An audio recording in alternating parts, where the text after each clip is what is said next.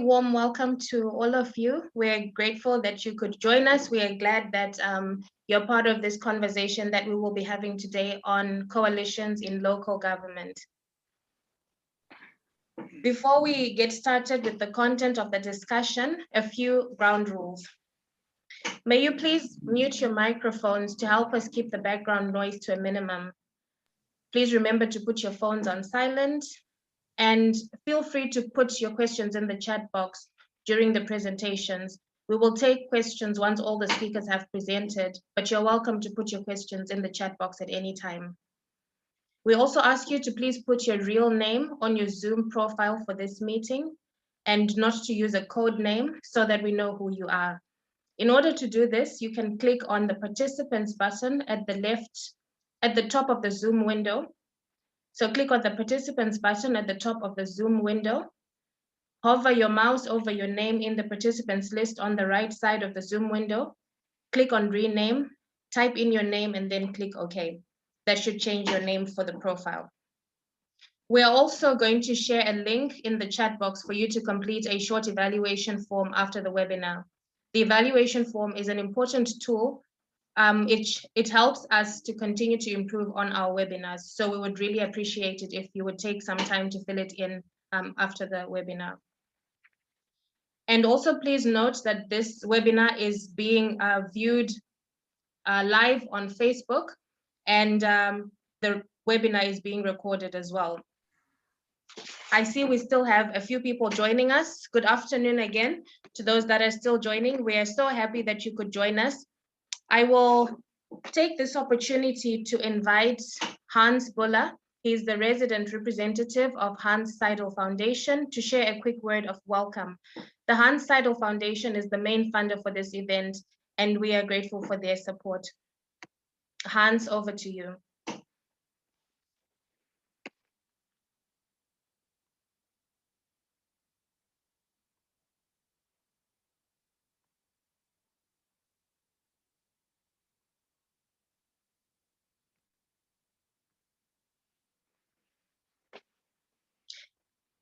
In the meantime, while we're waiting, let me just give a brief overview of what we're going to be doing today.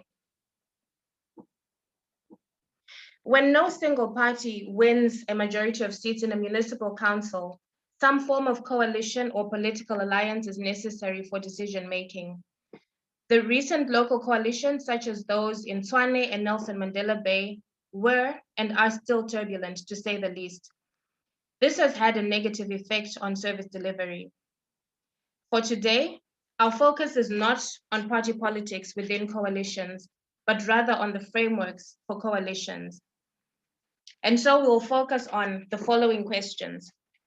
With local government elections scheduled for later this year, what can be done to make coalitions more stable? What lessons can be drawn from recent and earlier experiences with coalitions and alliances? Does the law need to change? Do we need a new political culture to enable more stable coalitions? Each speaker will have 15 minutes, and after all the speakers have spoken, then we will have an opportunity for questions. Without much ado, let me invite Professor Jaap de Visser to introduce this topic and get the discussion started. Professor Jaap de Visser is the director of the Dullah Omar Institute and has vast expertise in this area. Having published widely on local government and local elections, Professor Jaap, the floor is yours. Thank you very much, Michelle. Thanks to our moderator, Dr. Michelle Maziwisa, for ably getting this conversation started, and a warm welcome also from my side to everyone, and special welcome to my fellow panelists, Wayne Sussman, Mr. James Selfe, and Ms. Jennica Beukes. I look forward to engaging with you and everyone else in this webinar. It's wonderful to see already 71 participants sacrificing their late Friday afternoon to be with us and to talk about coalitions in local government. And I, for one, am very excited to be part of this conversation. I've been thinking and doing a bit of writing about this topic for the last 2 to 3 years. of course, intrigued and also concerned about the trends and the practices that we see in coalitions in local government. So I will be quite brief because I'm mostly interested in hearing from Wayne and Mr. Selfe and Jennica, who are the real experts on this topic. I'm a bit of an amateur expert when it comes to coalitions in local government. So my introductory remarks will be quite short, just to get the conversation going with a few, hopefully, remarks that can trigger some debate and some inputs also from our panelists.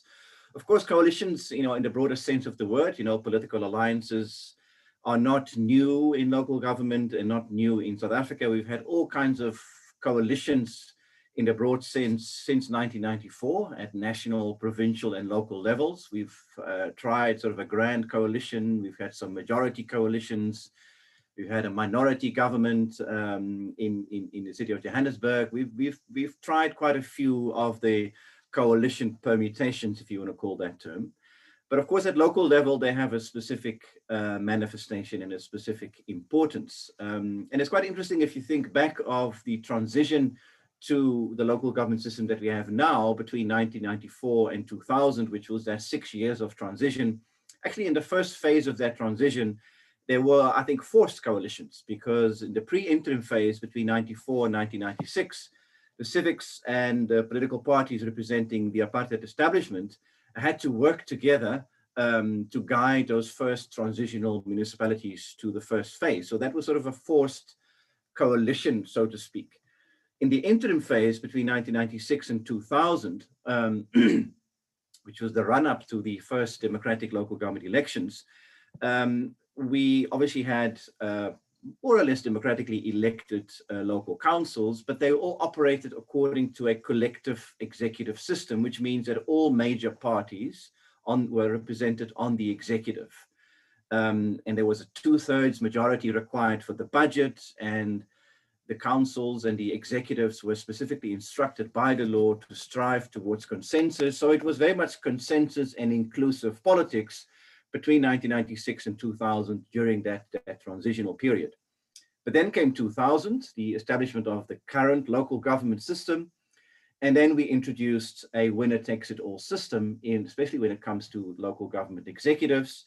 In most municipalities, the executive mayoral system was introduced, which essentially is a winner-takes-it-all system. Whoever has 50% plus one of the seats can elect a mayor, and that mayor can then handpick his or her mayoral committee.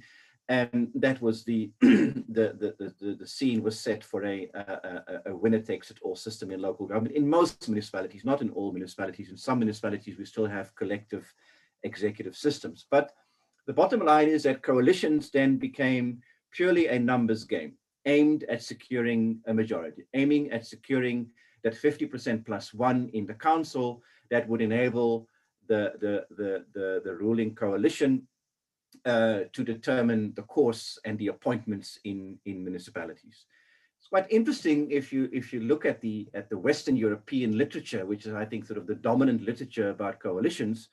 You'll find lots of reasons in that literature why coalitions are fantastic. They are good. They cater for more inclusive politics. In fact, they are more stable than majority governments because, they have this ability to absorb change and absorb policy changes over time. I'm exaggerating a little bit, but nothing but good words in the literature about coalitions coming from Western Europe. Of course, our experience is somewhat different, and I think we're going to hear from Wayne Sussman how that experience plays itself out, because in our experience in South Africa, certainly the perception is that coalitions are actually not good news, that they are unstable, and that coalitions are nothing more than opportunistic getting together of interests and parties aimed at collecting power for their own good. That is sort of the narrative that is out there. Instability, chaos, and frankly, even violence. We've seen violence playing itself out in municipal councils in the context of flawed and chaotic coalitions. So quite a contrast between the very sort of positive international literature, Western European literature on coalitions, and what we have in South Africa. Our coalitions are very much a numbers game. The context is, of course, vastly different. It's very unfair to compare us with Western Europe. That's not at all the point that I'm making. But I think the context of our politics, local politics, where coalition formation, I think, is also seen as a ticket to access to full-time positions and influence and power that we sadly also see sometimes or too often being used for personal interest and for shenanigans in local government. We have all too much narrative and evidence of these things going wrong. At the same time, coalitions are important because just looking at the 2016 elections, there were no fewer than 27 hung councils where there was no outright majority, affecting almost all provinces, but most prominently the Western Cape and KwaZulu-Natal. That's about 10% of all municipalities. One can say that's not a huge number, but looking at the budgets of those municipalities that included, of course, the larger metros, that's a hugely important chunk of local government expenditure that is placed at the hands of coalition arrangements. So coalitions are tremendously important. So the question for this webinar is very bluntly and simply put, how do we make coalitions more stable? What are we doing wrong? Because clearly they are not the promise that we see sometimes we often see in international literature about coalitions. The idea of this webinar is not to analyze the politics of coalitions in detail and start blaming one party or another party for coalitions gone south. I think that's the job of other people to do that. There's excellent political scientists that are very good at detailing the intricacies of the ins and outs of politics and coalitions. We take a bit more of an institutional, legal, forward-looking approach and looking at, okay, what are the mechanisms that we can look at to make coalitions more stable, because it's so important, particularly at local government level. This morning I was lecturing together with Ms. Beukes, our students in the masters on coalitions, and making the point that because there's such a close proximity between the council, between the councillors and the administration at local government level, chaos in the council immediately results in problems in service delivery. And that's different at national and provincial levels, where there is a greater distance and separation of powers between the legislature and the executive and the administration. At local government level, chaos in the council means chaos on the work floor, and the garbage truck may not leave the depot the next morning to actually go out and collect garbage. So it's a real service delivery issue. This is not just high politics, it has an immediate impact on service delivery. So a few points about what do we need to look at to make coalitions more stable. The first point, I think, is to realize that they are here to stay. They are a function of our electoral system. They're not something that anybody wants. Nobody wants coalitions. There's not a single party in South Africa that is a fan of being in a coalition. No political party will be a fan of it. Every political party will aim for an absolute majority. That is why they are in politics. But our electoral system is based on proportional representation. It's not designed to produce a majority. And until we change the constitution and change that electoral system for local government, we will have an electoral system that probably will continue producing electoral outcomes here and there, or very often, depending on how the political wind blows, of outcomes that are not an absolute majority. So it's something that we need to come to terms with. And often when I hear people questioning, are they good? Are they bad? Should we have them? Should we not have them? In my mind, those are entirely irrelevant questions. Those are questions that you can perhaps pose when you're ready to change the constitution. Until then, they don't really serve any purpose because they are here to stay. Secondly, we need to come to grips with some of the things that have gone wrong. And I think it's very interesting to hear from our fellow panelists about what the experiences are on the ground and what the trends are that we see in coalition politics. And maybe there are things in the law that can change to move the needle in the right direction. And that's a question that we want to ask. Is there something in the legal framework for local government that could help? But probably more importantly, also as Dr. Maziwisa pointed out, are there changes needed in political culture, in conventions and customs and traditions of politics, local politics in particular, that will help us arrive at more stable coalitions? And these are the kind of changes that everybody must buy into, and that every party that is active in local government, or even every independent candidate or councillor that's active in local government must buy into. So these must be broad-based solutions for more stable coalition politics, and realizing that in one election you may be the kingmaker, but in the next election you may be the majority or the biggest party, or in another election you may not feature at all. So thinking about those rules and traditions and conventions that we need to arrive at in a bit more of an abstract form, rather than reasoning from your own interest and on any particular given day, because there will always be pros and cons to those conventions. And the experiences with countries that have practiced stable coalitions they are useful, but they're not decisive. But we can look at what some of the other countries have been doing, some of the mechanisms that they have been using to develop more stable coalitions, and assess, are there some useful is there some useful guidance to be taken from that? And I want to end off with 3 examples of just fairly, maybe not entirely random, but taken from a long list of issues. For example, the issue of who delivers the mayor or the deputy mayor. It's a bit of a hobby horse of mine. I always raise it. I find it very peculiar that we often have coalitions where the smallest party, the kingmaker, walks away with the biggest and most important seat in the coalition, namely the mayor or the deputy mayor. So you have one major party that teams up with the kingmaker, which can be a very small independent, can be an independent councillor, can be a very small local party, can be a small national party with very few seats. But quite often they tend to walk away with the biggest prize. Two things about that. Firstly, probably, and I'm looking a bit at Wayne to support me here, hopefully in his presentation, usually those coalitions fail, where the kingmaker becomes the mayor. That is usually not a ticket for a long, sustainable coalition life. Usually they fail.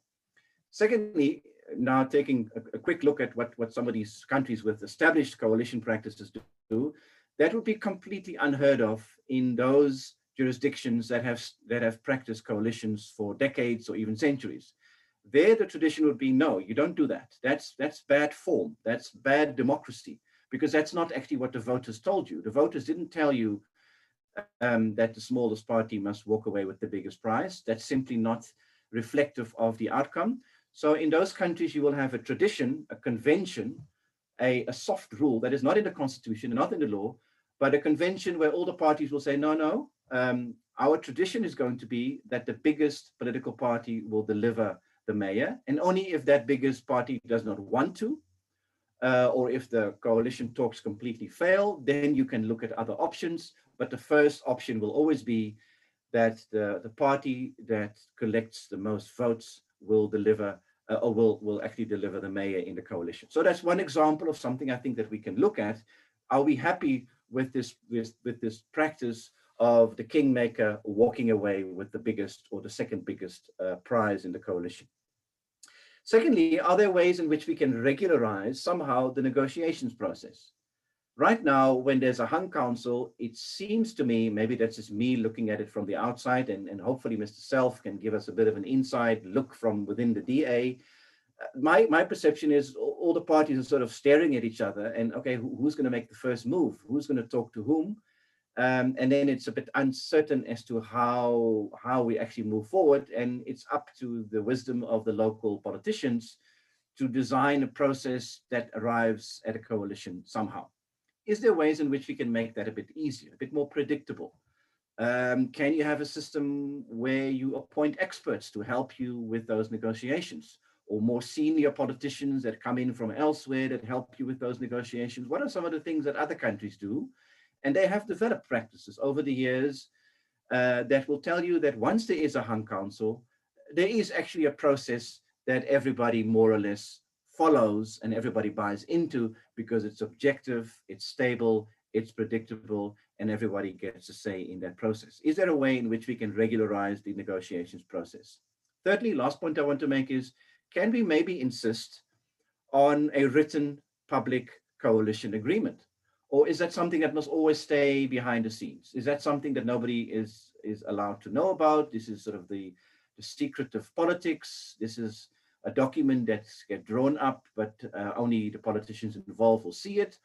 Because again, in some of those countries that have done this for many, many years, those negotiated agreements, or at least a version of it, will be made public, and the voters and the public will know more or less what to expect from this coalition. We don't have that practice. We don't have that tradition, at least not widespread enough to say that it is common. So those are the three things that I wanted to raise, and possibly I'm sure there are many more other ideas and tools that we can think of that can hopefully produce more stable coalitions. So I'm very, very keen to hear from the rest of the panel on this and on their own expertise and their own experience in this.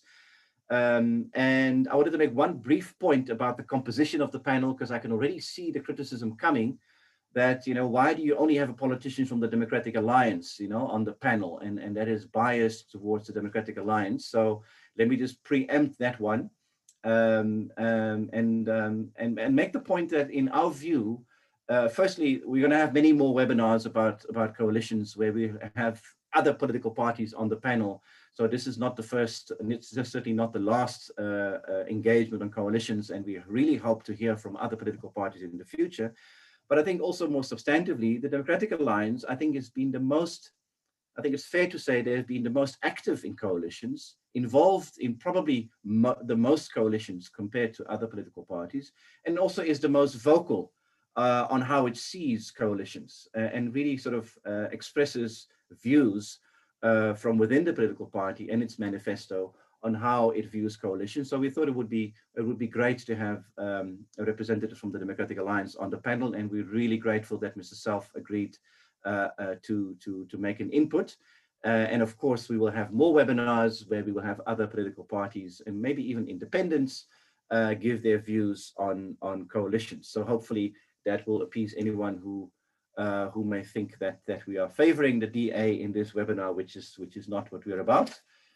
Because we really want to talk about how to make coalitions more stable in a much more general sense for the public at large, and involving all political parties represented on the spectrum. So with that, let me leave it at those as the introductory remarks, and hand back to our moderator, Dr. Maziwisa. Over to you, Michelle. Thanks. Thank you very much, Professor Jaap, for your presentation. Thank you for setting a clear framework for our discussion for today. You've noted that international frameworks indicate or suggest that coalitions should create stable government, but we're not seeing that on the ground. And this tends to affect service delivery. But the challenge is that coalitions are likely to stay with us, and we have to try and figure out how to make them work. On that note, I would like to take us back to what should have happened right at the beginning of this meeting. I'd like to welcome all our speakers. How could I forget such an important part of the session today? Thank you so much for joining us. To all the speakers, thank you for preparing your presentations, and we are so looking forward to hearing what you have to share. Now, Mr. Wayne Sussman is an elections analyst, and Mr. Sussman, you keep a close eye on local elections. You have your eye focused on the trends, the numbers, the alliances, and you've written several articles, for example, in the Daily Maverick. And I'm just so excited to see you in person and to hear from you what you have to share. So Professor Jaap has extended some questions to you that you could speak on in terms of the possibility of a public written coalition, the importance of buy-in, and who delivers the mayor and the deputy mayor.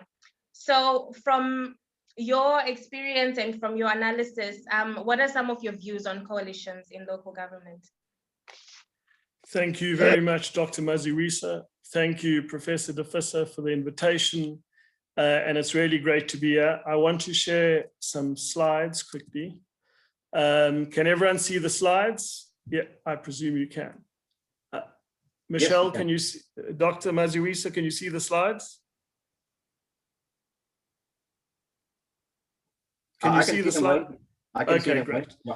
I can see them. Very good, thank you. So thank you very, very much. It's a real honor to be here today. Thank the Dullah Omar Institute and the Hanns Seidel Foundation. Whenever I get invitations to speak, I love looking at what wards the institutes are housed in.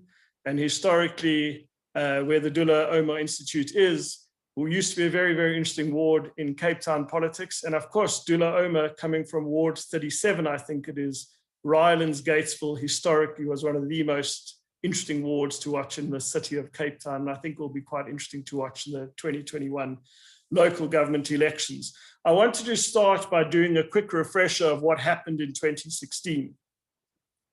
And the ANC lost control of many metros, including Tshwane, the city of Johannesburg, Nelson Mandela Bay, Mogale City, which is Krugersdorp, Metsi Maholo, which is Sasolburg in the Free State, Tabazimbi, Modimolle Mokgopong in Limpopo, Nongoma, which is definitely in the news today, Koga in the Eastern Cape, and Gatelopele in the Northern Cape.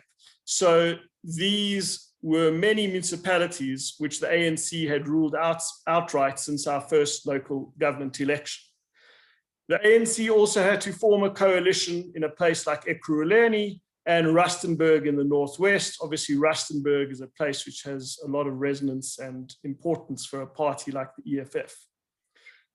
The DA had a major breakthrough. They got mayors in the city of Johannesburg, Nelson Mandela Bay, Tshwane, and Koga in the Eastern Cape. And all of a sudden, the party was in charge of major purse strings, major municipalities, and major administrations.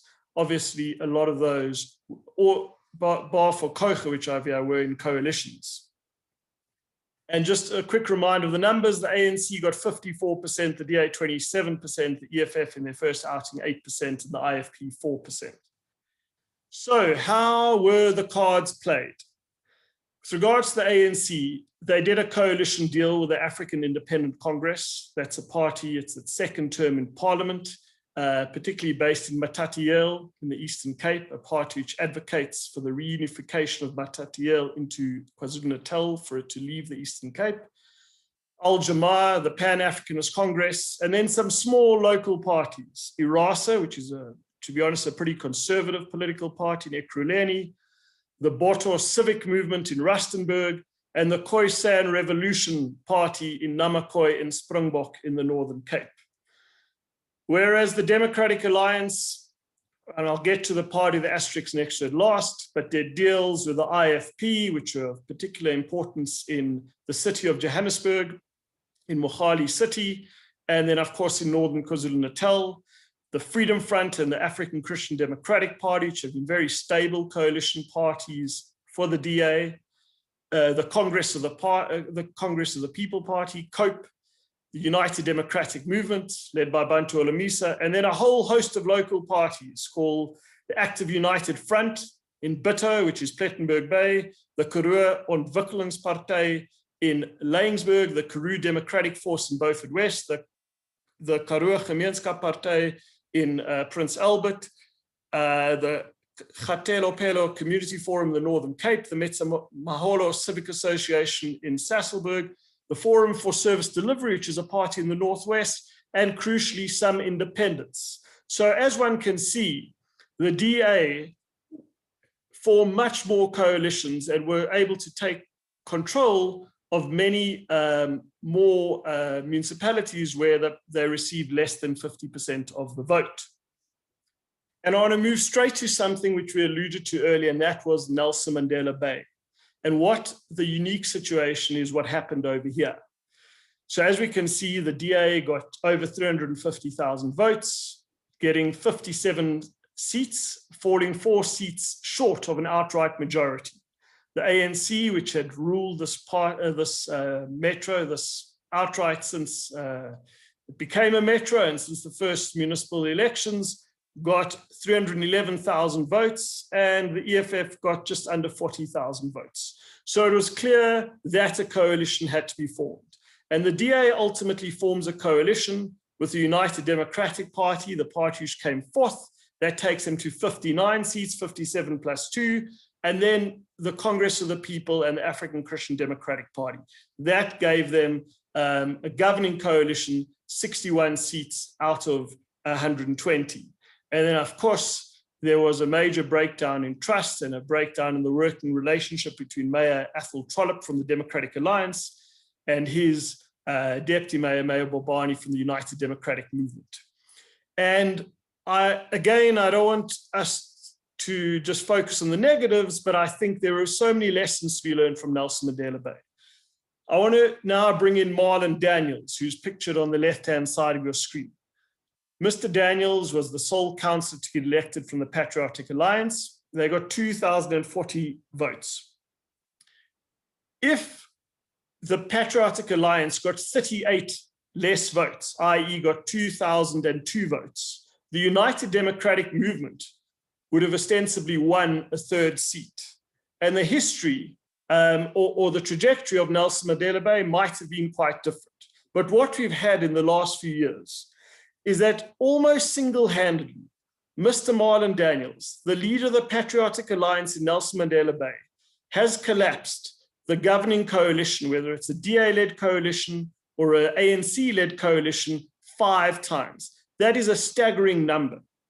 And what was most perverse was recently where he installed himself as a speaker, no doubt with support from some of the DA and its coalition parties. He helped Mayor Banga from the Democratic Alliance get elected as mayor, but then in the rerun of the vote a few weeks later, swapped sides. And he's proud of the moniker, which I haven't used here deliberately, but he's proud of the moniker, calling himself flip-flopper.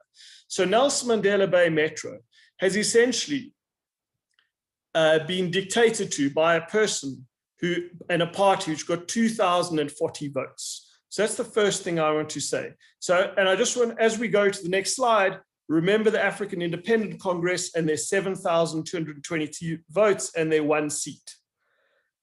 So the African Independent Congress, the party from Matatiele, what's so ironic in the 2016 local government election, where they had their best ever showing, one would have expected them to go up in Matatiele, the party which they campaigned for, almost like a single issue party. Actually, they went down in Matatiele. I don't even think they're no longer the official opposition there. If I remember correctly, it's the Democratic Alliance now. However, they did well in metros like Ekurhuleni, and they got over 7,000 votes in Nelson Mandela Bay.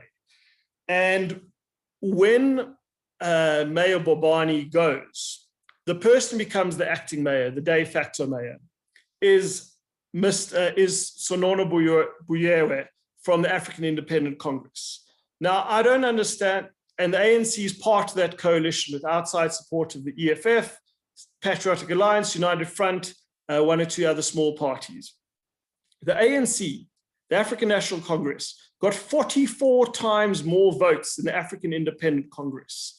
I would argue that because no party was able to form to form an outright government, to govern on its own, that the voters of Nelson Mandela Bay would have much preferred someone from the ANC to lead that coalition than a person from a party which got 1 meager seat and 44 times less votes than its senior coalition partner, the ANC. So that is just what I want to illustrate about Nelson Mandela Bay.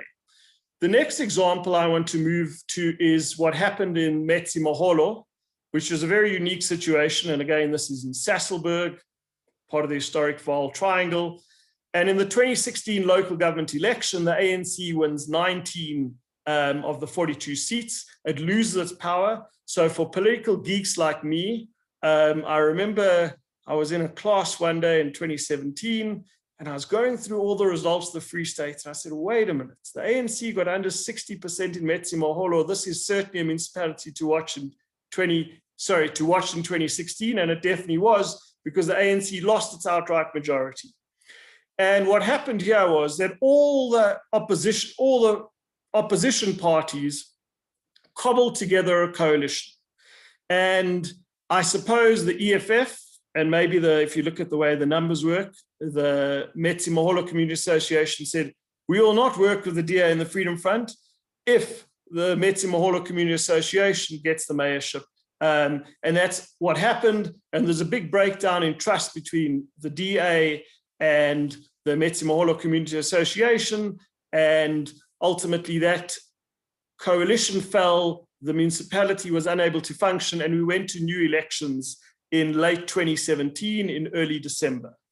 And the numbers are pretty similar, except a lot more parties got elected here. We saw the South African Communist Party, which refused to run with the African National Congress, quite a historic moment in our local politics. They got 3 seats. The Forum for Service Delivery, which is a Northwest party, got 1 seat, and the African Independent Congress, who I've just spoken about, got 1 seat.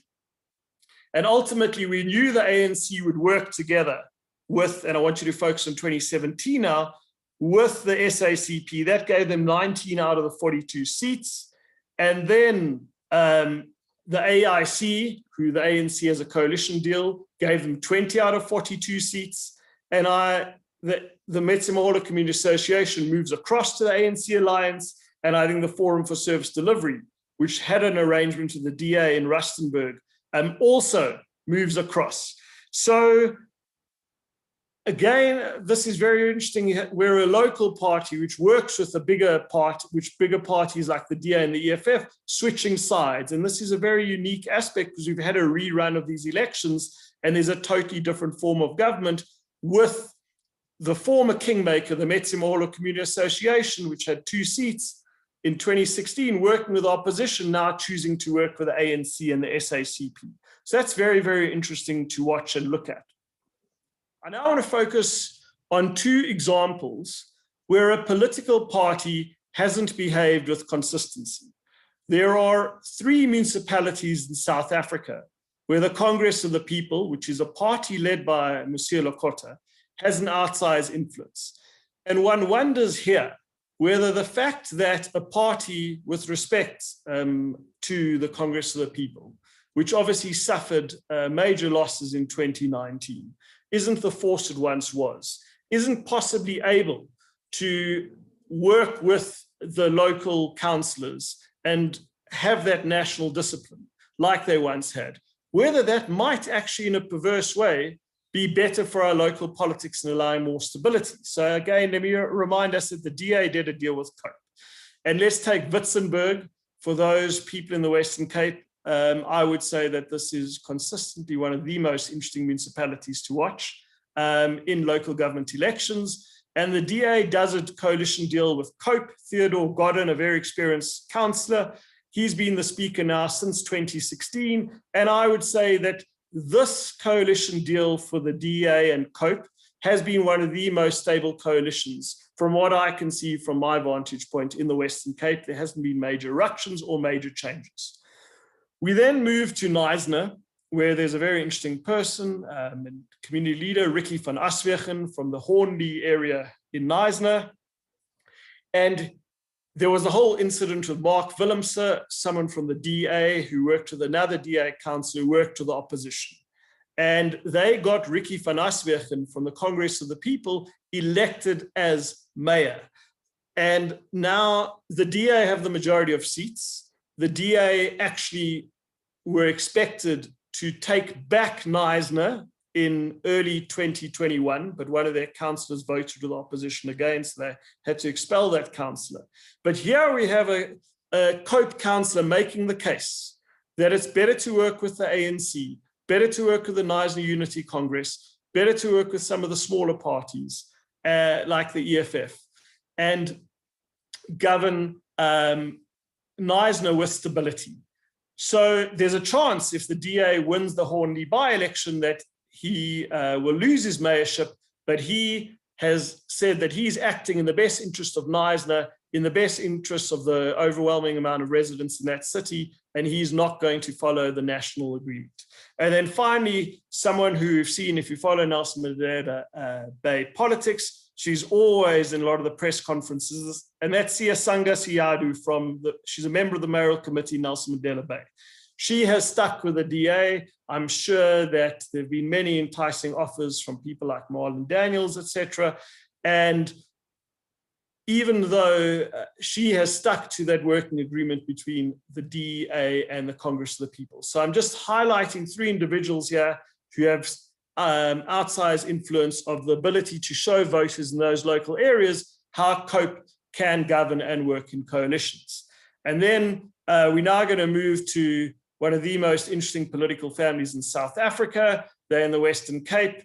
You can write down their name. Let's see if you guess who I'm going to think of. I'm about to go to that slide.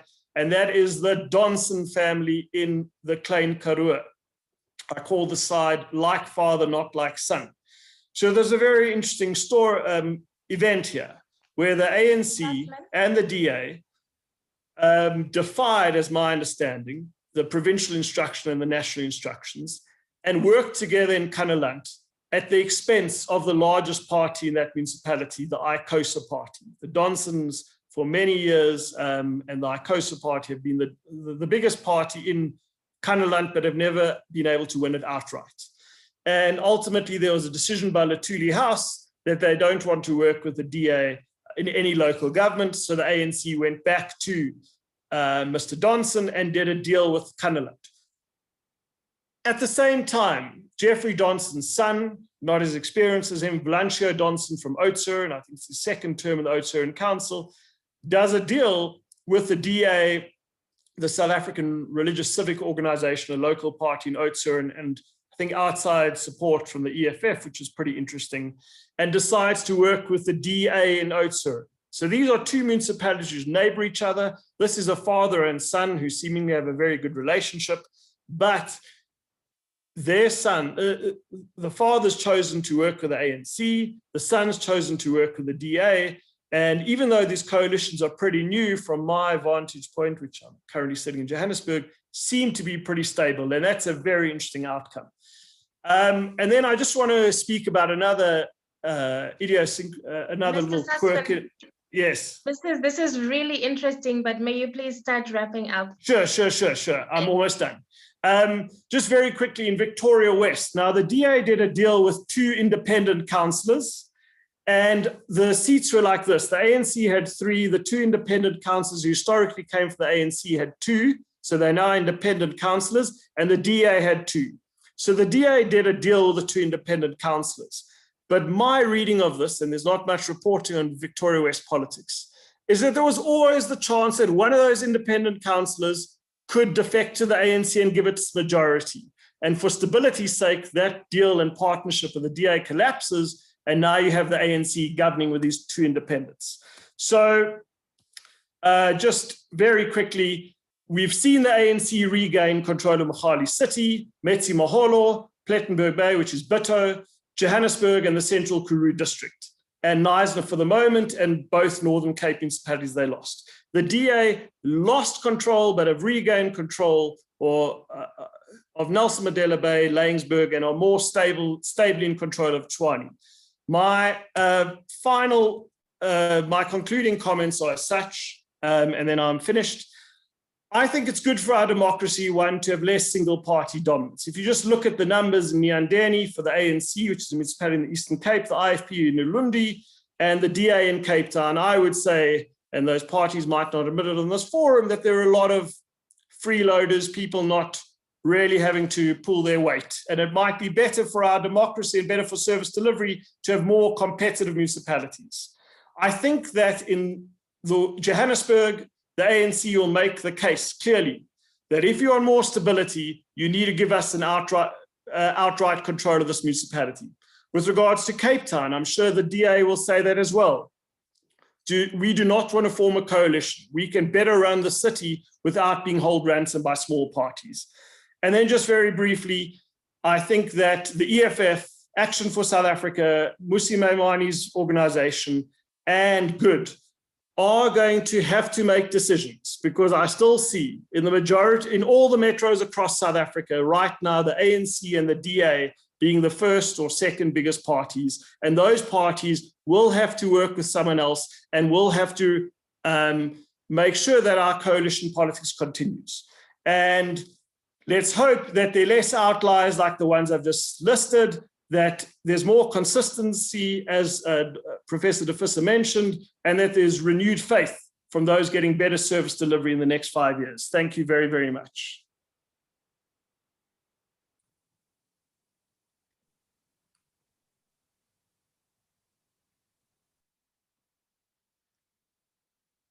Thank you very much, Mr. Sussman, for your wonderful presentation. Thank you for taking us through what has been happening in coalitions in South Africa. I think for those who had no idea what coalitions are, they now have a clue at least what is going on, what has happened, which parties have worked together and which ones haven't, and how have these played out. It's interesting, especially to see how smaller political parties or parties that have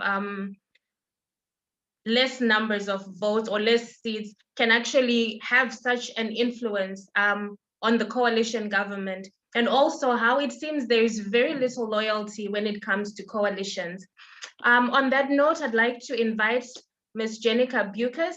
Jennica is a doctoral researcher at the Dullah Omar Institute, and her research is focused on the law and practice of coalitions. So Ms. Beukes, please tell us what is going on in coalitions, how do we make them better, and what have you been finding in your research?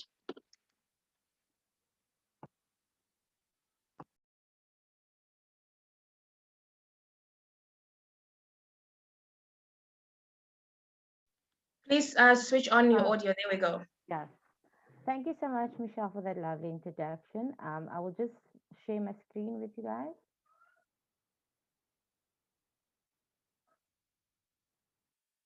Can you confirm that you can see my screen? Yes, we can see your screen, but your sound is a bit low. But we can hear you. Do you hear me better now? Yes, that's much better, thank you. Okay, so I'll just start right away. So coalition governments has been a reality in South Africa since the first democratic elections, as Professor de Visser reiterated early on. And we've had coalition governments at the provincial level, but we find them mostly in local government, where they've become a common recurrence since 2006. So the status of coalition government in South Africa, most of the coalitions that were formed in 2016 have been fraught with instability and often terminate before the end of a governance term. So for example, in the Beto municipality, the coalition formed in 2006 ended after 2 years, with the African United Front citing that the coalition ended due to bullying from the DA and their big brother approach. In the city of Tshwane, metropolitan municipality, political infighting between the DA and the EFF coalition caused deadlocks in the council that made it difficult for the council to take important decisions, such as adopting a budget or appointing a municipal manager for several months. And the stalemate in the council caused the municipality to become dysfunctional and triggered a provincial intervention. Other coalitions that have been unstable include the Kannaland municipality, the Nelson Mandela metropolitan municipality, the city of Johannesburg, and the Namibia municipality. So the biggest challenge with coalitions is that they may become unstable. However, in countries that have practiced coalition governments for years, political parties have managed to get it right and have managed to maintain stability for longer periods. And their coalitions have also been valuable for promoting policy stability, local economic development, increasing oversights because they involve more political parties, and promoting inclusion, thus making it more democratic. So why has this not been the case in South Africa's local government? What is the problem?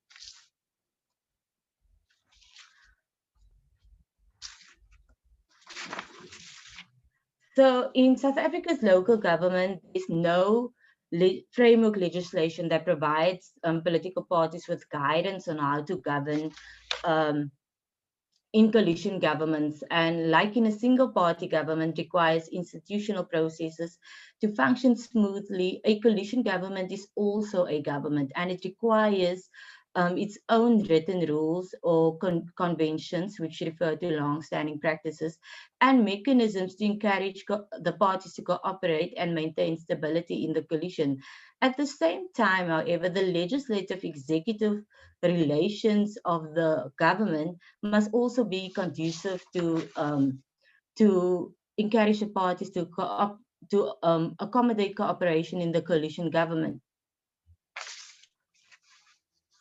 So what is needed to improve coalitions in local government? So to improve coalitions in local government, political parties have to operate within a framework that provides them with guidance on how to govern from the time the coalition is born until it terminates, at least automatically through the subsequent elections. So this means that guidelines have to be in place to cover the coalition formation, that is what happens after a council is declared hung, and the coalition governance stage. So how can stability be maintained during the life cycle of a coalition government? But due to time constraints, I will only focus on the negotiation stage in detail.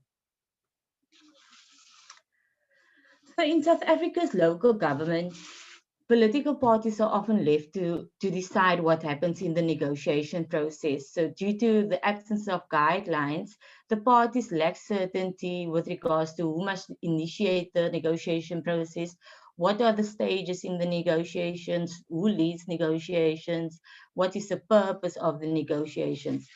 But in this regard, we can, European countries offer some guidance.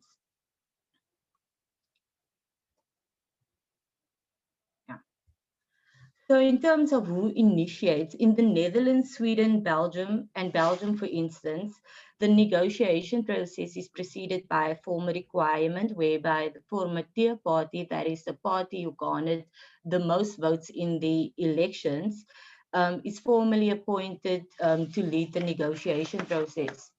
In other countries, such as Norway, there's no formal requirement for the formateur party to be appointed before the coalition negotiation proceedings can commence. In this case, the convention there is simply that the formateur party will initiate the negotiation proceedings by inviting other political parties to enter negotiations with them. So the question is, what shall be done in our case? The way I see it, there has to be value in the rule.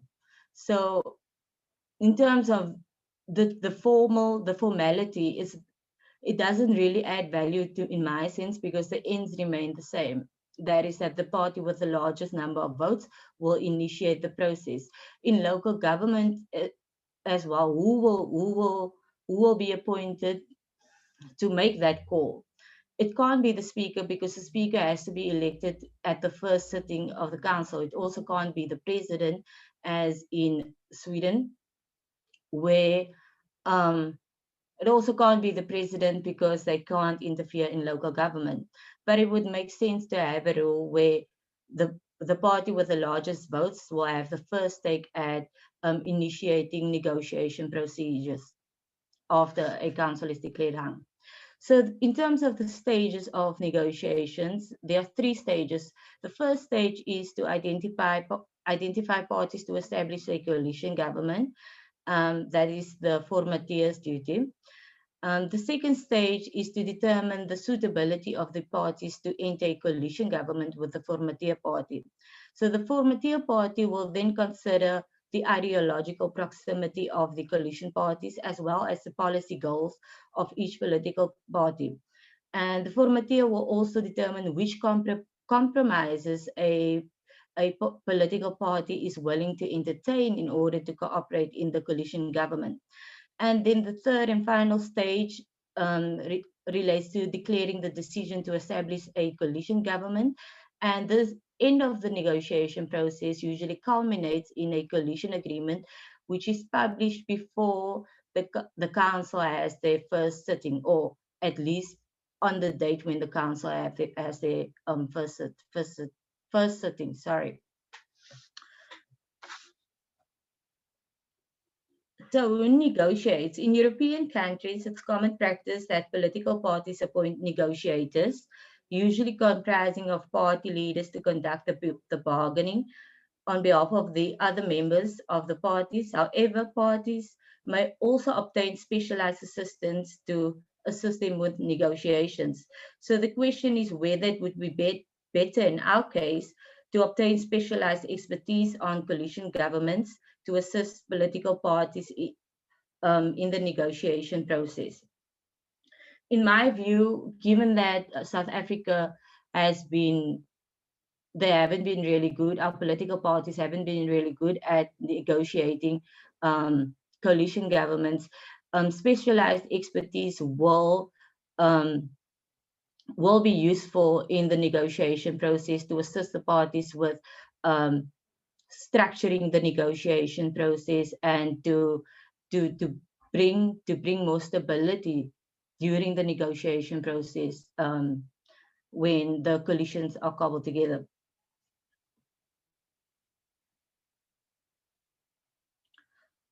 And what is the purpose of negotiations? In practice, the overall purpose of the negotiation stage has to do with identifying parties with similar ideologies to divide the portfolios or the executive offices and establish a program for government. However, the negotiation stage should also be used to devise incentives for cooperation by structuring the payoffs in a manner that it pays to behave in the coalition governments. Because if these payoffs are not in place, what is to say that the parties will abide by a coalition agreement that's not legally enforceable in a court of law?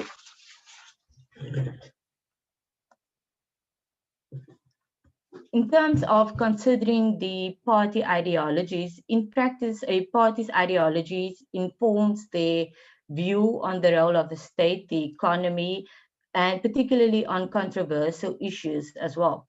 So the question is, to what extent does the ideologies matter at local level where it's about service delivery? In my view, ideologies still matter, even though it may be to a lesser degree. So for example, on the issue of tender fraud in municipalities, according to the EFF's 2016 manifesto, the EFF, which is the Socialist Party, committed to gradually abolish the tenders. So whereas the DA, on the other hand, they differed from the EFF and argued for more transparency in awarding tenders so as to avoid political interference in the tender processes. So while both parties agree that tender fraud is indeed an issue in municipalities, and it's a challenge that has to be addressed, the parties differ in the approach or the means that they are willing to employ in order to resolve this issue.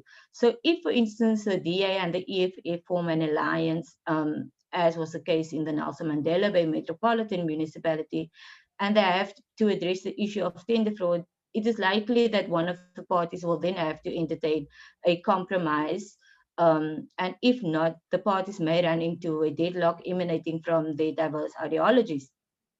So therefore, it's recommended that the parties should aim to enter coalitions with political parties who share similar ideologies, as this may make governance a bit more easier. However, it doesn't imply that parties who are ideologically incompatible cannot work together, but it simply means that they will have to entertain more compromises when they govern in the coalition government. So in terms of dividing the offices in the coalition, and this is an important consideration relating to office distribution, which has to do with how many seats in the executive or mayoral committee each party from the coalition government will receive. And failing to consider this question may result in one or more of the parties' defection in the coalition because they believe that the coalition deprives them of their due share of political power.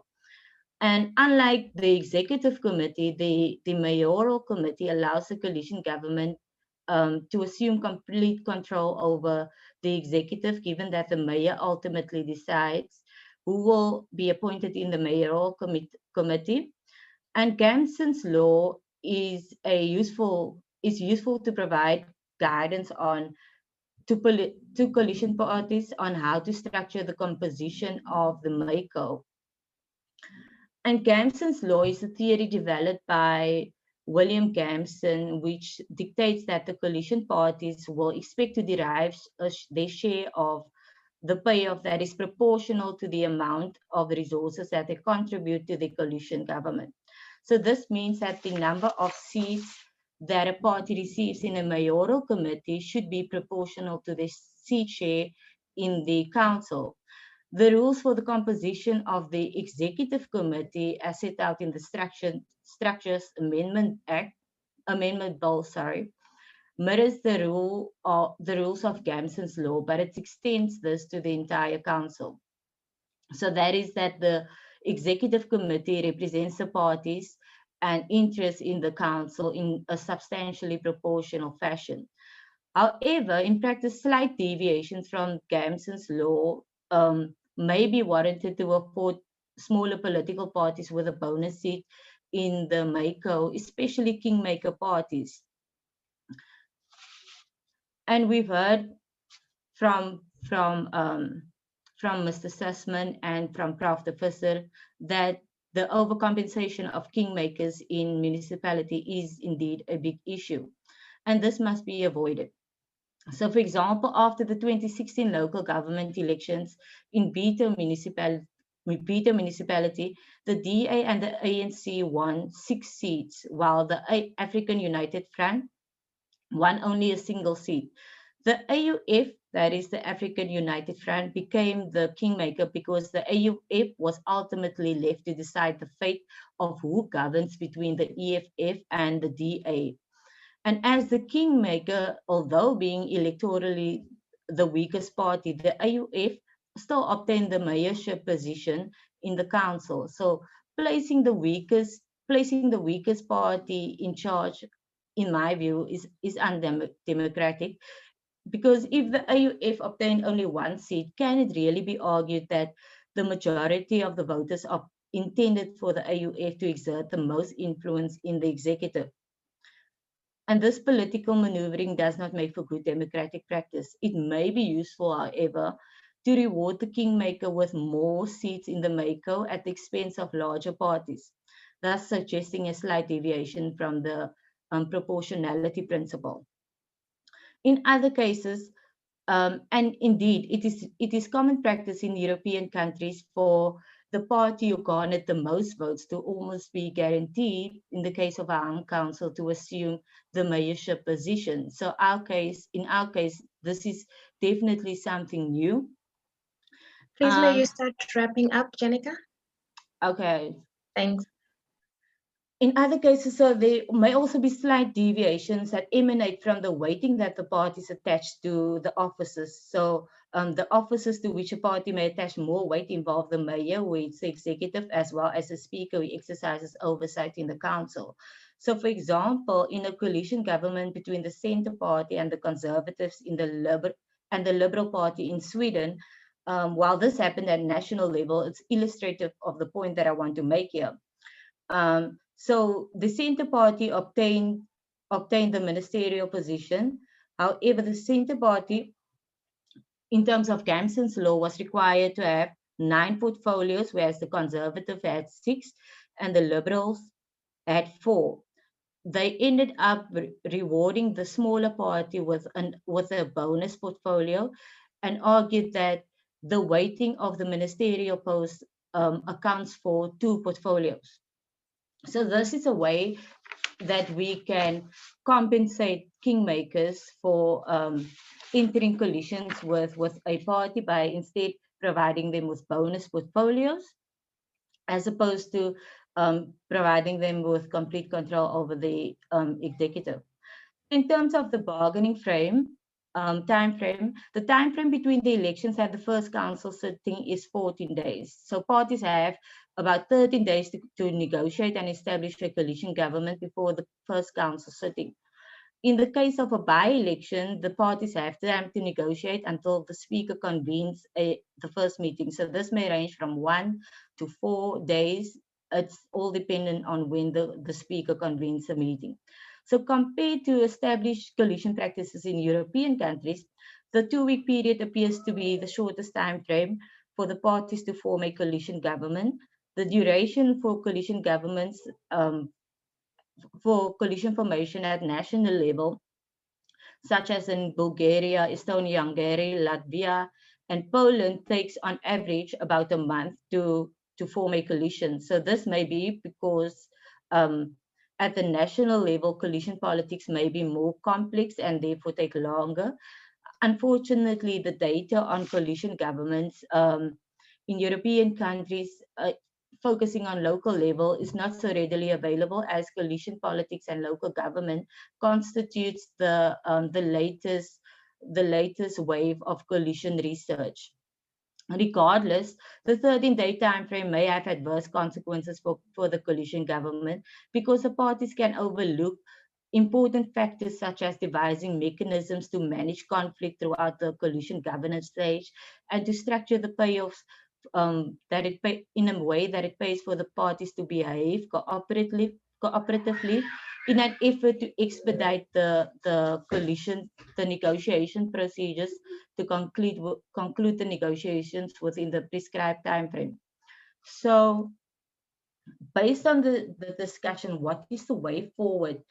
We need rules detailing who initiates and leads the negotiations. Will we require assistance to assist with the negotiations? Do we need rules detailing the structure of the negotiations? Should Gamson's law apply to mayoral committees to bring more fairness in how they structure the executive? Do we need a rule against kingmakers becoming mayors to safeguard the will of the people? Is this constitutional? And in terms of the bargaining time frame, is the law an issue here? Does it place too much pressure on coalition governments? And will the law, if we do provide this, will the law then provide more certainty to coalition parties as to how to go about with the negotiation process? That's all from me. Thank you.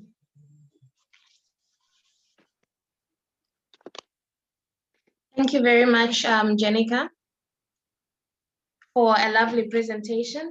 Thank you for taking us through some of your research and helping us understand better how the formation of coalitions, especially the beginning stages and the negotiation, can impact on the stability of the coalition as it develops later.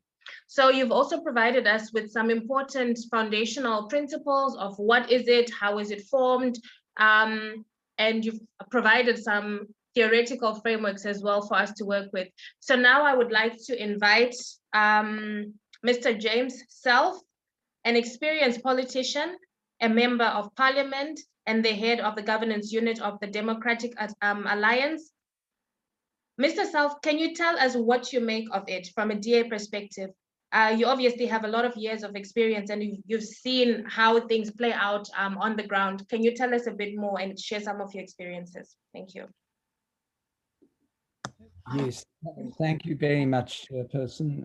It's a great honor for me to be on this seminar, and I have been integrally involved in the formation of coalitions, first in 1999 with the Western Cape, in 2006 in the city of Cape Town, less so in 2011, but integrally involved in the 2016. I was in charge of all the negotiations. In the interests of stability of my connection. May I switch off so that I don't lose connection? Yes, that's all right. Thanks. The result of the 2016 local government elections led to a number of hung councils in which no single party commanded an overall majority. And I think Wayne specified which those were.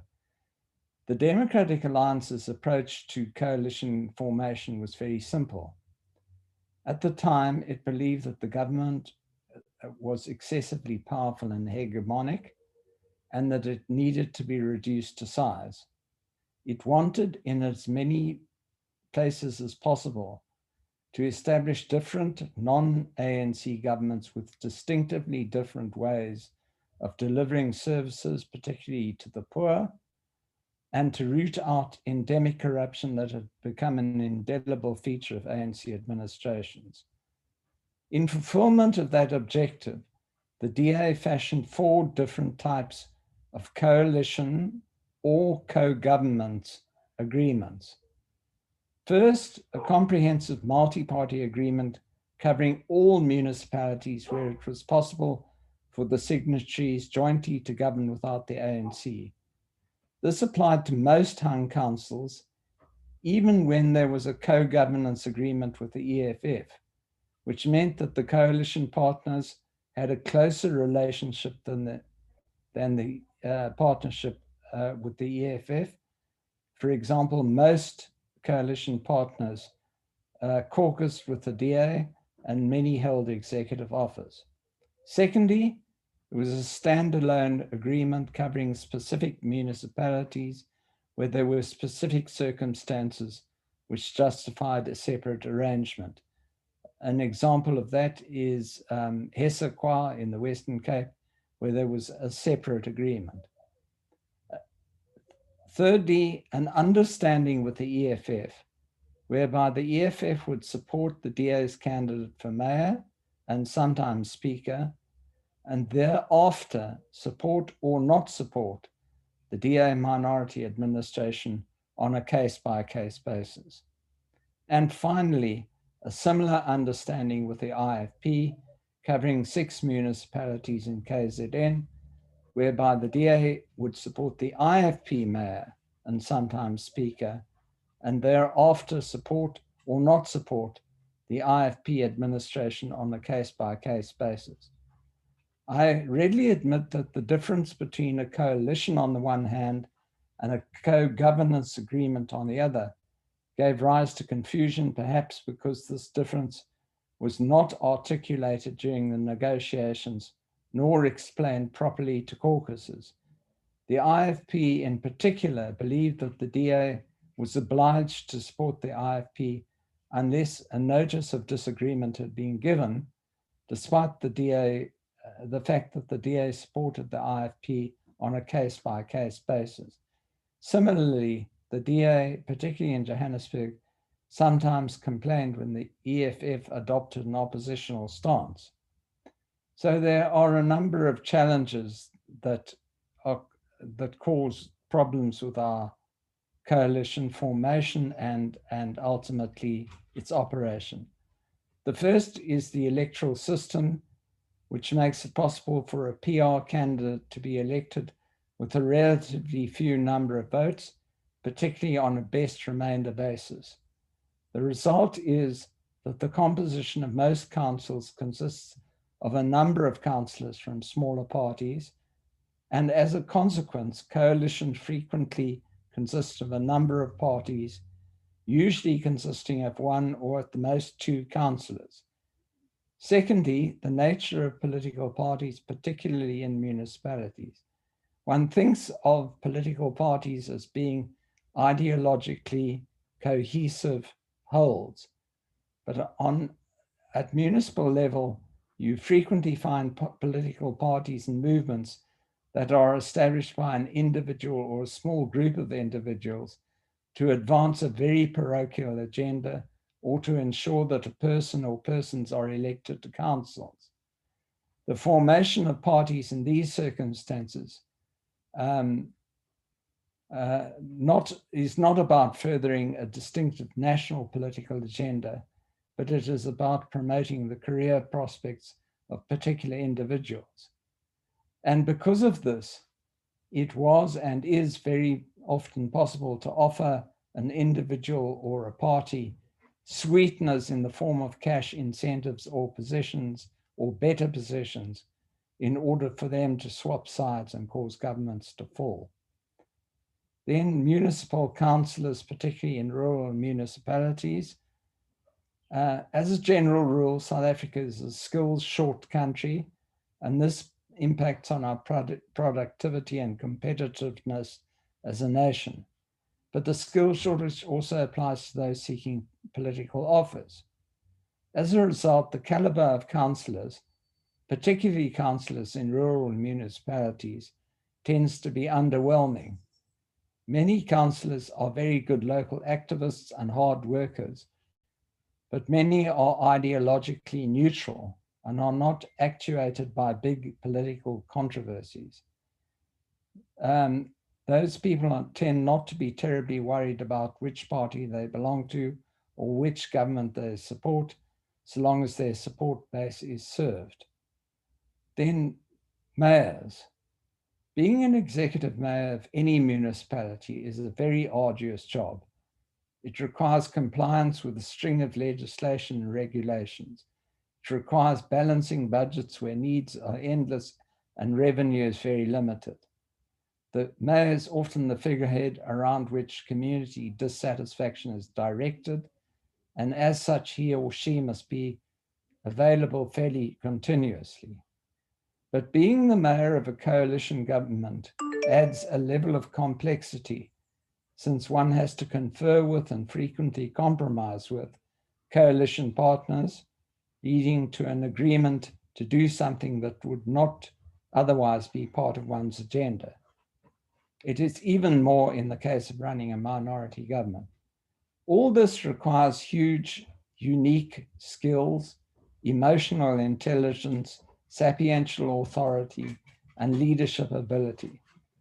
Such human beings are rare, but they are necessary for the success of any coalition, and more so any minority government. In the absence of someone with the requisite attributes, particularly in a minority government, it is probably wise not to commit any party to be part of a minority government. Then what did we learn from 2016? Sorry. First, we need to have a clear, understandable, and enforceable coalition agreement, and I would concur with the previous speakers that the coalition agreements need both to be publicized and enforceable probably by the IEC. As has been stated, the DA did negotiate a coalition agreement with the ACDP, COPE, the Freedom Front, and the UDM. This was solemnly signed by national leaders or their representatives. The agreement contained a commitment to certain values and general program of action for implementation in the municipalities, including things we would not do, like the use of blue lights. It specified a rather complex dispute resolution mechanism that had multiple levels, the idea being to resolve the disputes at the level of the council, if possible, only thereafter to escalate. There were a number of problems with the agreement. First, it was too complex, and it allowed partners to hide behind ambiguities and to maintain that procedures laid down in the agreement had not been fully adhered to. Secondly, some coalition partners read too much into the agreement and sought to imply that it regulated a general relationship with the DA instead of one confined to the municipality covered by the agreement. Reference was made to the case of Mr. Trollope and Mr. Barbani and Nelson Mandela, and the fact that Monsieur Lacorte of COPE and Steve Swart of the ACDP were insistent that they ought to be part of the process of seeking to resolve that dispute. Thirdly, there was ongoing dissatisfaction from the coalition partners that they were overlooked in media publicity emanating from the municipalities, despite being part of the government. This was sometimes true, but it stemmed from the way the media operates. Fourthly, and most seriously, some coalition partners became part of the government in order to advance their or their party's interests, although this was expressly prescribed in the agreement. This applied particularly to the appointment of personnel, for example, by the IFP in Johannesburg, and the award of contracts, for example, by the UDM in Nelson Mandela Bay. In the end, what the threat to interdict or stop these contracts led to the threat of withdrawal of support. And the UDM withdrew its support in Nelson Mandela, and the EFF followed suit in Tshwane and Johannesburg. And the disadvantage for the DA is it led to the perception that the party was going backwards, that the government was unstable, and that we couldn't hold a coalition together. Secondly, you need to set realistic, achievable targets. Some of our targets were grossly exaggerated for the councils that they were supposed to apply to.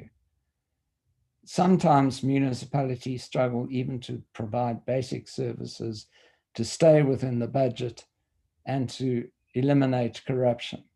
If they do that and do it well, then they are achieving their objectives. They couldn't achieve the targets that the National Coalition Agreement committed them to. Then communicate clearly the reasons behind the coalition and its terms and conditions to all the coalition councillors. In some cases, our councillors and even our mayors were unaware of what the coalition and co-governance agreements involved and or committed them to. As a result, many DA councillors had expectations of the coalition and its partners that were not contained in the agreement, which in turn led to misunderstandings and or recriminations. This might have been avoided had the agreements been clearly communicated and contextualized. I've referred previously to the important and integral role of the mayor. It is terribly important to choose the right person. Then treat the coalition partners with respect and include them in all decision-making. Even a coalition partner with a single seat allows that coalition to exist is equivalent to having much more power. Yet in our experience, once the coalitions had been established, the partners were not always treated with the necessary deference. This gave rise to resentments and to accusations that the DA was arrogant, and Wayne referred to B2. Similarly, the experience of coalition partners in one government had a knock-on effect on others. It costs very little to be civil and include partners on a regular basis in a discussion about the challenges facing the municipality. And I think that is the lesson that Ngababanga has learned in Nelson Mandela. Then you need to communicate relentlessly, externally and internally. One needs to keep the caucuses on board. One needs to spend time talking to the stakeholders. One needs to explain why one can do things and why one can't do things. And this is an ongoing feature of coalition governments, much more so than a single party government. In conclusion, taking control of a government after an election has many advantages. It enables us to cut the ANC off from state patronage. It allows us to establish different ways of service delivery that are based on merit and need rather than political connectedness. It demonstrates momentum and success. It is sometimes possible to increase the number of governments by concluding coalition agreements with one or more partners. This tends to give rise to expectations by the electorate. However, these advantages are very soon nullified, and the expectations are dashed if firstly the governments are unable to deliver. This may be because the municipality is dysfunctional, either because it is bankrupt, inept, and administratively incompetent, or because the coalition itself is unstable and internal agreement is impossible to achieve. Secondly, it is if the coalitions collapse. This is usually the result of ongoing internal dissent amongst the coalition partners. It is also sometimes caused by the DA caucus becoming rebellious. And thirdly, the government was placed under administration, as was the case in Tshwane, illegally as it happens, as the court found. This usually follows a protracted period of instability, but it is also caused by the ANC playing politics or trying to secure an advantage ahead of an election. That's all. Thank you very much indeed.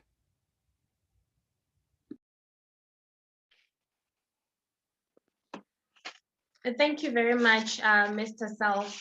I must say I'm very impressed. I was expecting your presentation to be the longest based on stereotypes of politicians speaking, but you've proved me wrong. Thank you so much for a very insightful presentation.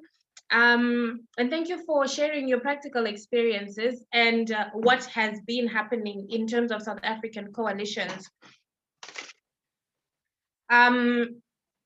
What was particularly interesting was right at the beginning, you mentioned the differences between, or the interplay between urban in contrast to rural municipalities, and the relations there, the political context or the political culture in those contexts.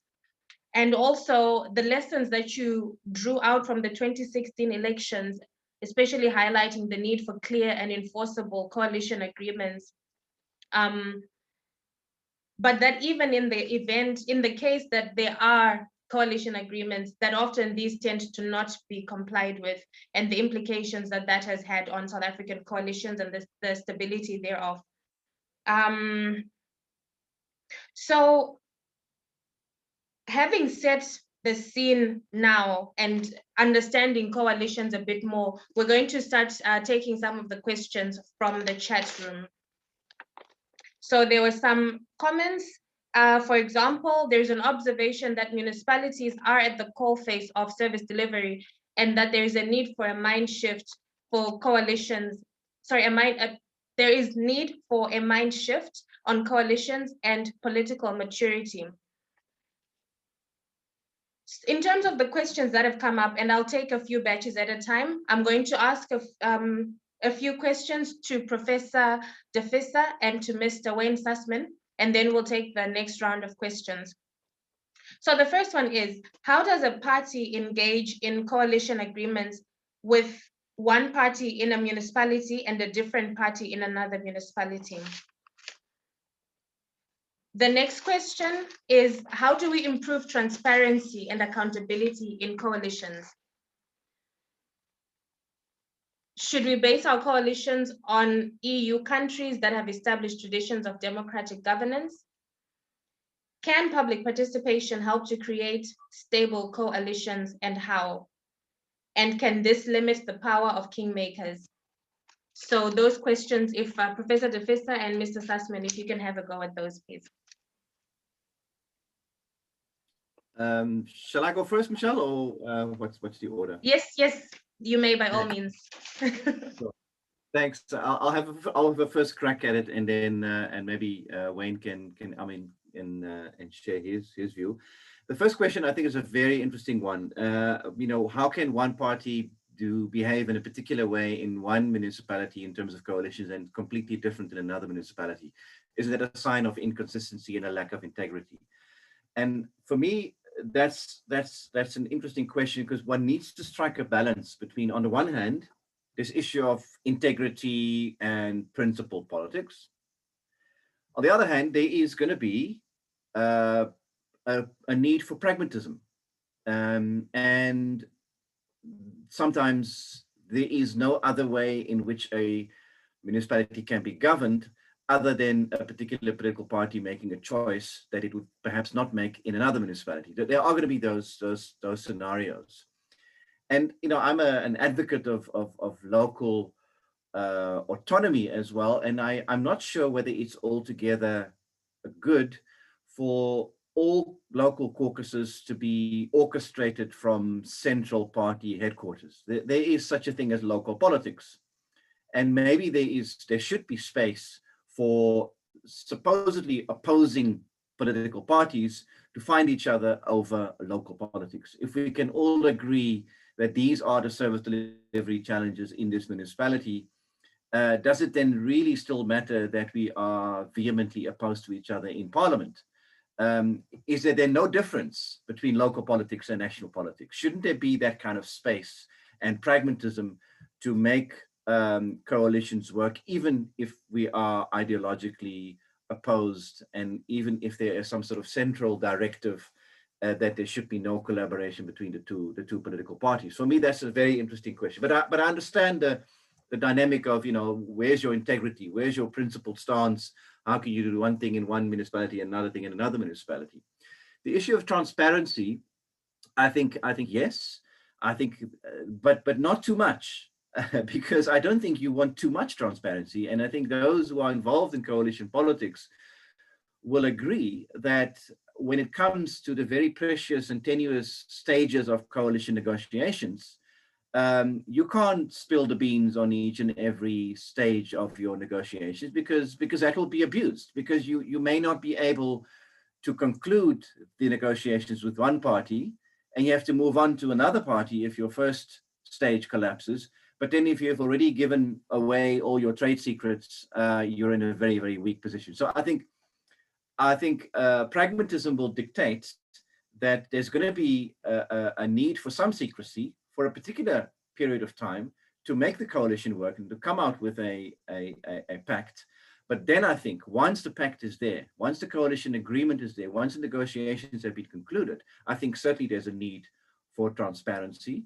But sort of, yeah, I think in the negotiations process themselves, I'm not altogether certain whether we will have more stable coalitions and more successful negotiations if we hold them in public. I think that's just my very practical observation on that one. Yeah, over to you, Wayne. Maybe you have some better insights here.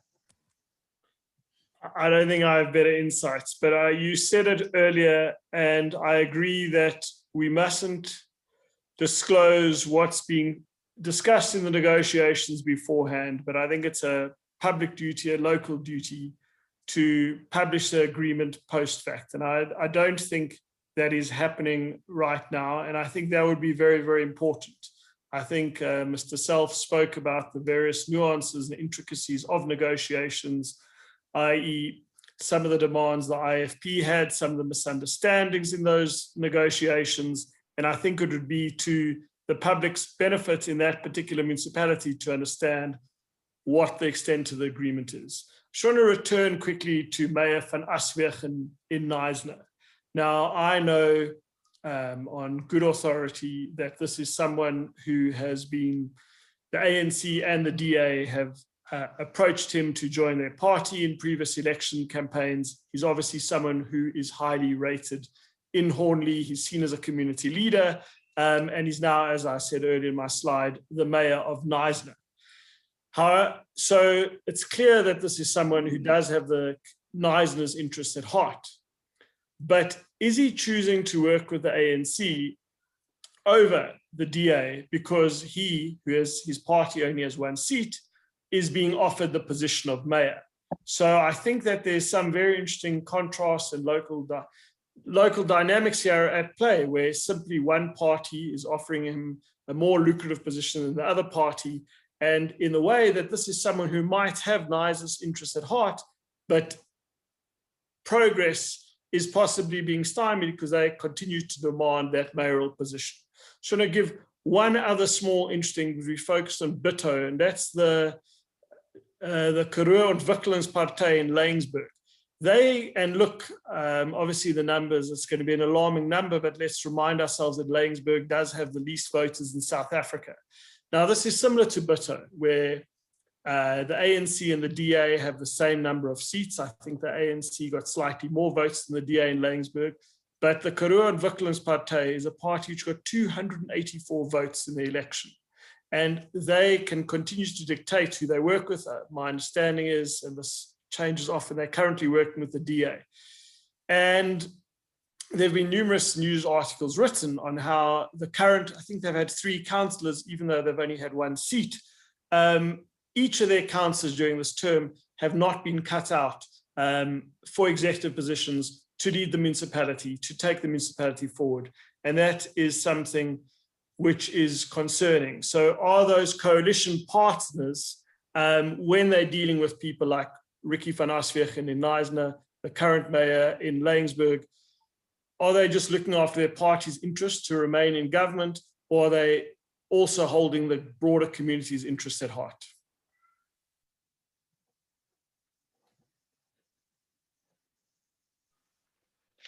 Thank you, Mr. Sussman and Professor de Visser, for your responses to those questions. Without wasting any time, I'll go on to the second set of questions that have come up in the chat box. And I will address these questions to Mr. James Selfe and to Ms. Jennica Beukes. To what extent are political parties in South Africa amenable to being regulated in their coalition behaviors? Will they agree to adopt a regulatory framework? And who should regulate them? Or would this create a regulatory burden? Second, is there any consultation with the constituencies when negotiating coalition agreements? Whose interests do the coalitions represent? The third question, is the Gamson law applicable in all democracies, irrespective of political maturity in European countries, for example? And the last question for now, importance.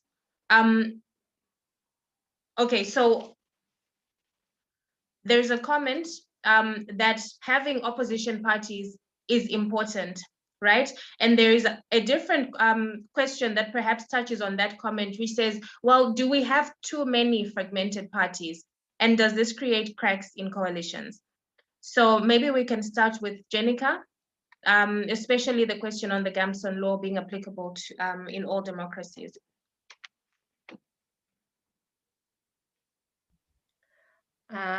Thank you for those questions. So starting with Gamson's law, I do think that it can apply in the South African context, because the purpose of Gamson's law is to structure the executive in a way that it's more democratic, and in a way that it gives each party their due share of political power. So what is the alternative? And in terms of whose interests the coalition government represents, in my view, I think the coalition government will represent both the interests of the constituents as reflected in the party manifestos, because these policy goals ultimately form the basis for the negotiation process, and it's ultimately worked into the coalition program that the parties devise at the end, which is contained in the coalition agreement. But also at the same time, the interest that the coalition serves is also that of the political parties, and political parties are also self-seeking individuals, self-interested individuals. They are there to advance their political careers. So many of them, as Mr. Selfe pointed out, they enter coalitions to get access to these offices and to advance their own interests. But in my view, I don't see why there should be anything wrong with this, unless it's the sole purpose. It's the sole purpose of entering coalition governments, because the purpose should always be to also represent the interests of the constituents. And what other questions do you have for me, Michelle? Hi, I think that's all right. Thank you so much. We can go on to Mr. Selfe for the remaining questions. Thank you very much for those questions. The first one was, to what extent are political parties amenable to regulation? Not very amenable at all. Political parties don't want to be regulated much, as is seen by the latest legislation on the Prohibition on Political Funding Act, or the Regulation on Political Party Funding Act. But what I had in mind, and I think what would help, is to, at the end of negotiations, to publish the agreements, and to allow the IEC to regulate that. Now, the IEC doesn't have many powers to actually enforce anything. It does so by persuasion, and I think that that would introduce a degree of stability. Secondly, is there consultation with the constituencies? Well, this is unfortunately a feature of the 13 days that you have in order to do the negotiations. So when I was overseas a couple of years ago, I spoke to Mark Rutte, the Prime Minister of Holland, and he said that the negotiations of the Dutch coalition lasted months, and we have 14 days to do them. And that doesn't allow one to consult much with the constituencies, but it is a feature of our party, certainly, that we try and take as many people along with us as possible. Thirdly, about the rigid application of proportionality to the executive, I don't think that that is necessarily a good idea. Sometimes you get somebody from a smaller party who's really meritorious and can add value, and one wants to promote that person to a particular position. One shouldn't be beholden to a formula as to what position to give them. And then, are there too many political parties in South Africa? Yes, of course there are. But that is a feature of our electoral system. Once one has a list proportional representation system in which one can get elected by a relatively small number of votes, one is going to have a proliferation of political parties. And that's something that Parliament itself and the Zondo Commission is debating at the moment, because it can, as many people have pointed out, lead to instability. Thanks.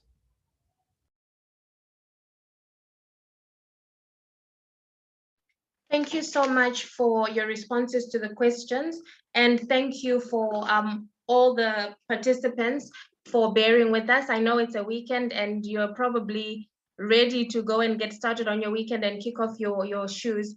But just to end off, perhaps, I'd like to invite all the participants, all the speakers, to just take a minute to wrap up any final thoughts, any final remarks.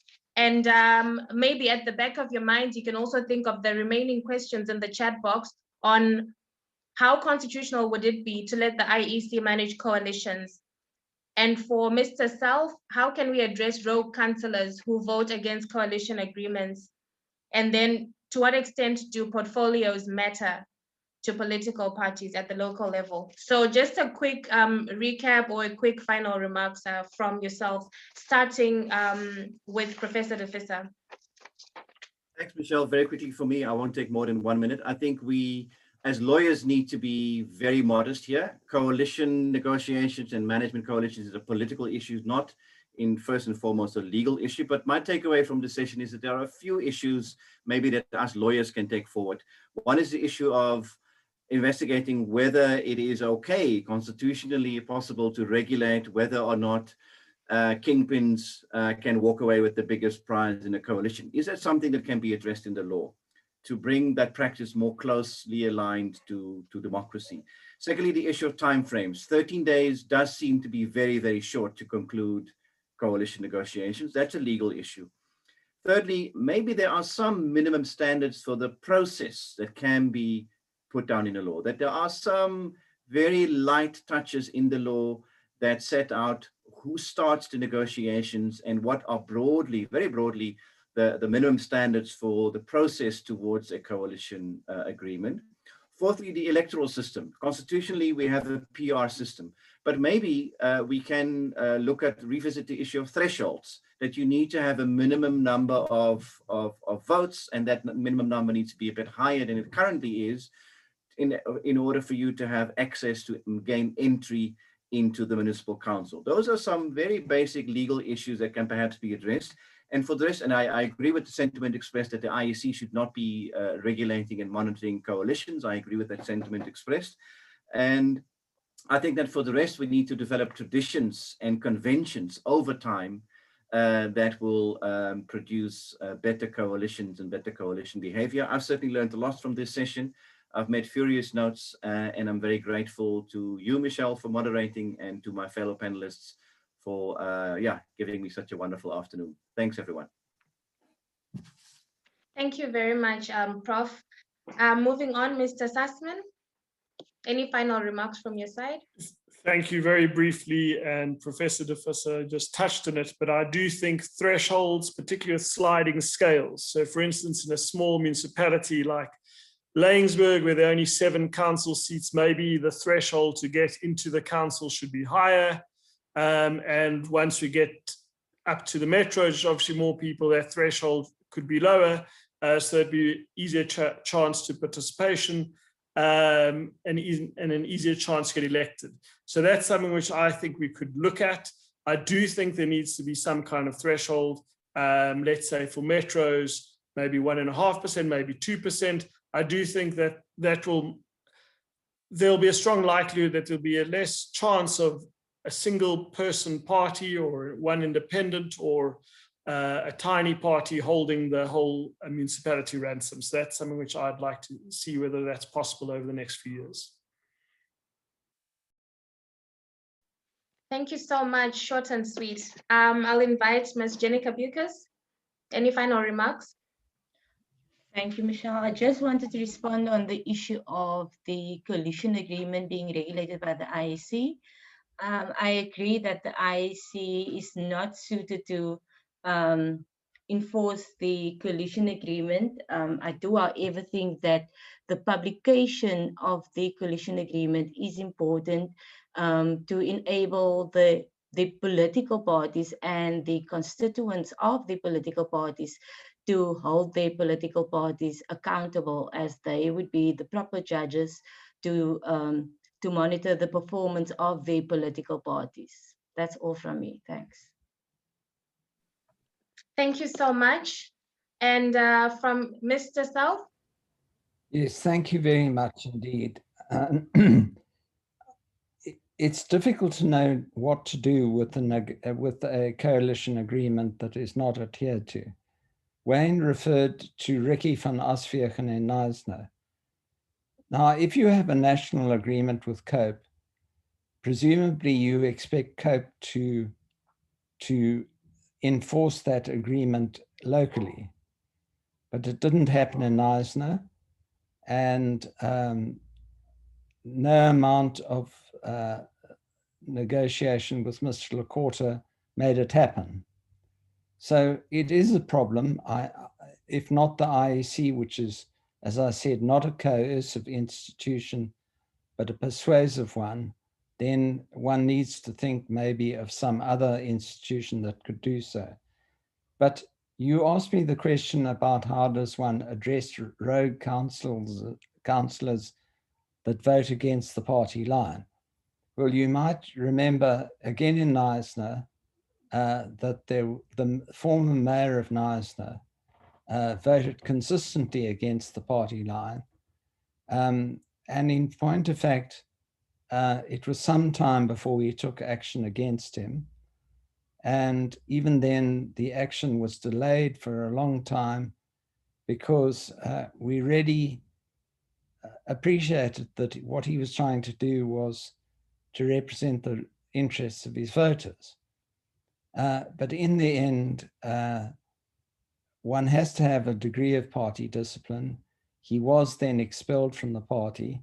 A by-election was held. He stood, he lost, and we moved on. And that's politics for you. So thank you very much indeed for this session. I found it very stimulating and interesting, and I wish you well in the future. Thank you very much, Mr. Selfe. And thank you once again to all our panelists for these brilliant presentations and your insights from your experience, from your writing. This has been very insightful for all of us. I encourage you to have a look at the chat and maybe download it for reading later. There's some very interesting comments in there, including a recommendation to a book on marriages of inconvenience. So without further ado, thank you so much once again to all the participants. It's a Friday afternoon, and we are so glad that you took aside time to join us for this webinar, and that you have shared your views and asked lots of questions and made this very interesting. Thank you so much, and we will keep you posted when we have more webinars and similar topics for discussion. Clearly, there's a lot going on around coalitions, and this is something that's a conversation that we perhaps need to take forward later. I will, at this point now, hand over to Professor Jaap de Visser for any closing remarks as the director of the Institute. Oh, no, Michelle, I think that's enough. I think we can conclude the session. And just to thank you for taking us through the afternoon so elegantly. Thank you, Michelle, and good afternoon to everyone. Thank you, and goodbye, everyone. Michelle, can you kindly send me the presentation?